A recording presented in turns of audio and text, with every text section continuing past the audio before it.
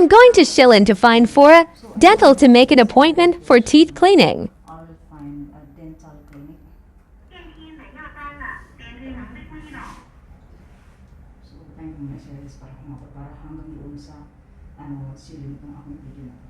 Hindi na ako guys, nakalabas na ako sa elevator. So, babalik tayo dito sa main door.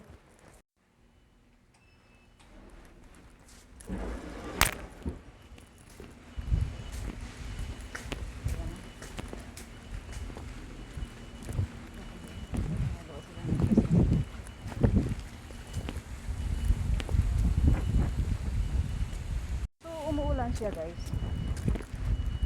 Pero okay lang. Hindi mo gaano malakas. Nakalimutan ko dalhin natin sombrero. Yung tayong kapatid nakalimutan ko ayaw kung pumunta di sa kabilang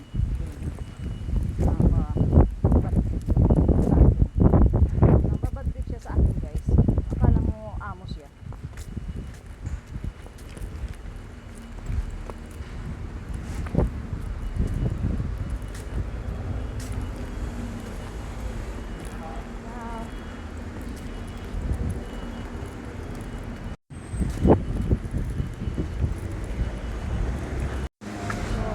Tatawid ako doon.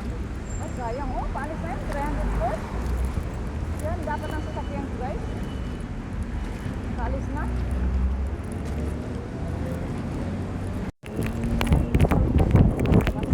So, ang abang mga bus, guys, ay pumunod for all.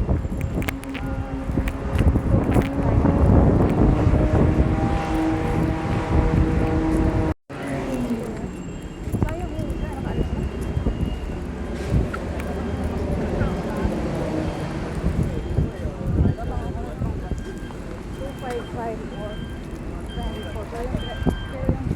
304 guys. Nakaalis na. So, dito ako mag-abang. Kuya, yun yung silipin na yun ako mag-work.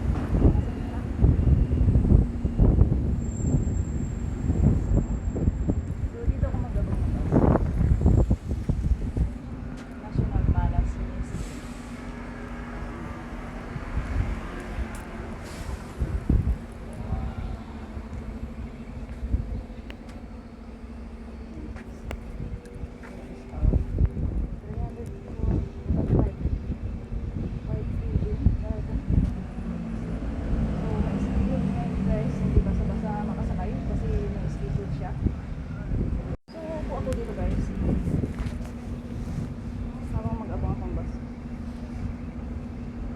Baka nakatanaw yung ibang lahi sa akin dito.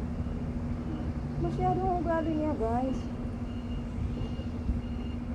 Gusto niya magpaalam ako sa kanya. Nagpaalam na ako sa kanya. Nakala mo amo ko siya. Hindi pa siya na-satisfy. Ang dami niyang sat-sat. Text ng text. Katagalan naman, sumurinder siya. Akala niya ay yuyukuan ko siya. Sabi ko, yung amo ko nga, pinayagan ako. Ikaw ba? Sabi ko, sinasabi, ikaw nga, may sinasabi ko nga ako. Ano ko nga, pumayag?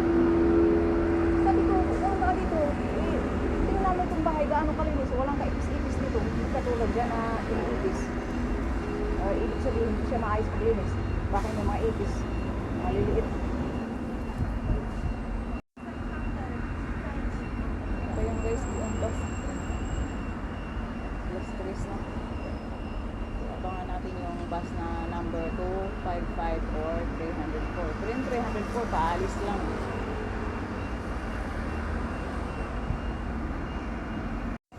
Kumbaga, feeling ko naiingit siya sa akin na nakakalabas ako. Pwede naman siya lumabas, guys. Kaso, hindi siya, kasalanan niya. Bakit di siya magsasalita sa amo niya? Lagi niyang pinangunahan na ayaw daw siyang payagan. Sabi ko, imposible talaga. Yung mga TNT nakakalayas, pinapayagan ng amo. Siya pang legal. Muro siya daw agawa. Tapos mahilig siya guys hugas kamay. Yung nasabi na niya. Tapos yun niya aminin na sinasabi niya. Sabi ko, sinasabi mo nga sa akin yung dati mong kasama dito. Dahil yung pinalitan ko, panay layas. Tapos ngayon, ang dami mong satsat sa akin. Sabi ko, kung amo ko nga, nagpapaalam ako, pumayag. Ikaw pa kaya? Ginagamit niya yung amo niya, amo doon nito. Sabihin mo sa amo mo, sabi ko, ipasa mo nga sa kanya yung message ng amo ko. Hindi yung nang iistorbo siya. Kaya nagpapatay ako ng CP ko, guys. Tumatawag daw siya. Paano kung marinig ka ako? Pinapatay ko yung cellphone ko. Kung hindi ko yan patayin, guys, kaya ang tawag niya sa akin. Minsan pa nag-exercise ako, gumagawa ko ng video. Nakaka-distract kasi napuputol yung paggawa ng video kapag may mga tawag. Napuputol siya. Pasaway siya, grabe. Nakatikim siya sa akin. Ngayon, alam na niya ako. Sabi ko, hindi ako galit sa'yo. Sinasabi ko lang ang totoo. So, yung gawa dito, guys, yung car. Hindi matandaan mo kamo pang kamal nito. So, yung car. Nabili ko ito sa 7-Eleven. Matagal lang ito, guys. Ilang years na ito sa akin. Wala pa rin yung bus, guys. So, putulin ko na lang itong video, guys. Kasi wala pa rin yung bus. Ang daming nag-aabang, guys. Tapos, medyo palakas pa yung ulan. Siguro, makabili ako nito ng payong na may payong na. Sana tumigil itong ulan. Once again, guys, putulin ko muna itong video kasi wala pa rin yung bus.